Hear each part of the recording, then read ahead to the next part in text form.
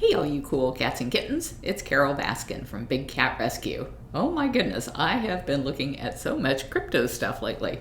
You guys may have seen some entries that I made about BitClout, and I also talked to Grant Hart at Rally.io, and that's a really interesting thing. It's where you can buy parts or pieces of things that you might not be able to afford otherwise. So if you can imagine an auction for a rare car, but you can't afford that car, but maybe you and three other people could afford to buy that car together, so you own like a 1/3 share in it. And so I was talking to them today about a big cat coin. I'm really excited about the idea of a big cat coin. And the reason is because it's just so cool, and you know how I'm so into cutting edge new things, but also, I think it might be a way of rewarding the people who are most active in helping us get the federal bill passed, which would stop the cub handling and phase out the private possession of big cats. So we are currently working on that right now, and maybe in the next 3 weeks or so, we'll have some really good news there. I have the bigcatrescue.org/news.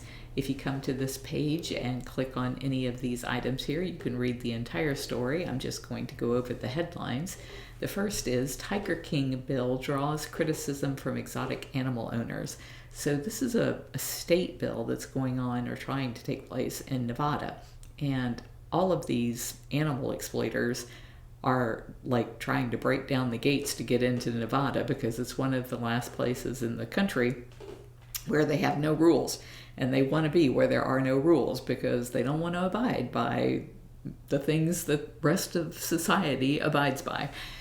And so Nevada's like, oh my gosh, what do? We need to get some rules in place so that these people don't come here. And of course, the people who are already there are fighting it tooth and nail. So you should go to this page and read more about it. It's SB 344 and speak out in favor of this bill because we need to stop the people from breeding these cubs, exploiting them, and then killing them.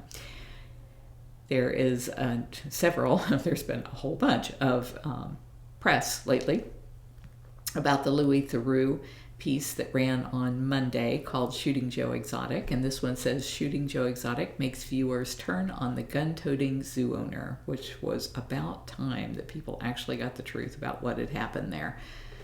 And then Governor Lujan Grisham signs a bill banning traps, snares, and poisons on the New Mexico public lands. Bravo, Governor. Love you, sister. There's a film review for the conservation game. It aired at the Santa Barbara Film Festival on Tuesday. I can't wait until you guys can see that. People who had an advance ticket, they had to be in California to see it. And then people who came to the drive-in at the film festival were able to see it. But everybody needs to see it. So I'm really hoping that's going to be available soon because you are going to be amazed.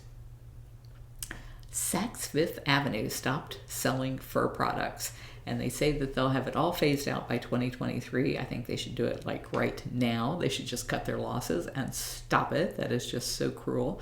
We have been protesting in front of Saks for as far back as I can remember, and I want to give a huge shout out to the Florida Voices for Animals here locally because they are the ones who have led those protests. And I just love those people. And so it has made a difference for every one of you who stood out there in the sun and the rain and everything else on Thanksgiving's, I think it's Thanksgiving weekend every year, the big shopping days of the year, to try and get people to not buy things that are made out of animal furs. Indiana judge bars Wildlife in Need's Tim Stark from owning animals, period. Any kind of animals.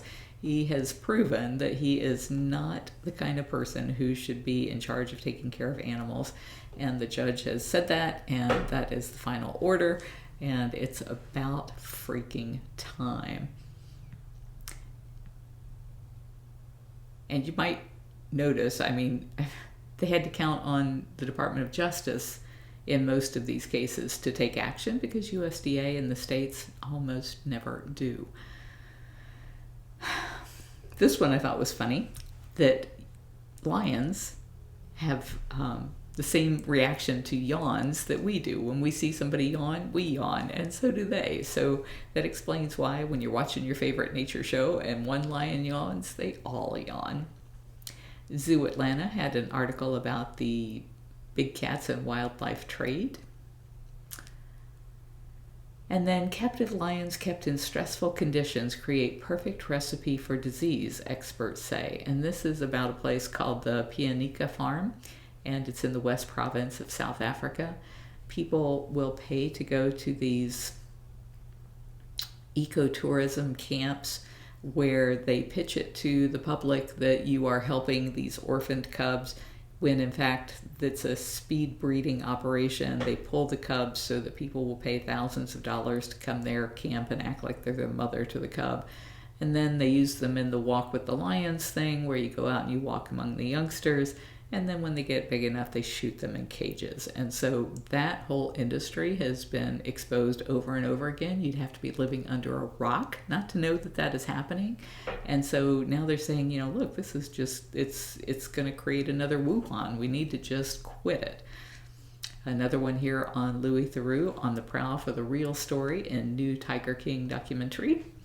And then I have a coordinator report from Stephanie Chaser. She says, we had another fun-filled day with cats on Wednesday.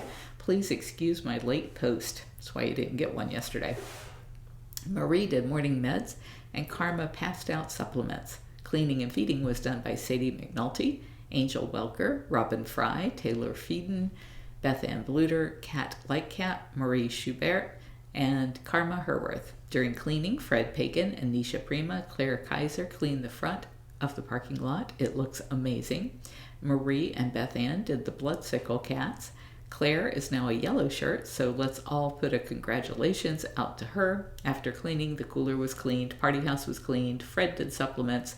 The interns were given some well-deserved cat time where Robin and Taylor got operant conditioning sign-offs.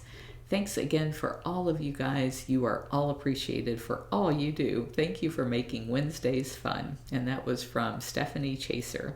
You can stay up to date with us at bigcatrescue.org or on any of the social channels. We are Big Cat Rescue, including the new ones at BitCloud and Rarible and Rally and just about everywhere else you'd want to go. Stay cool, cats.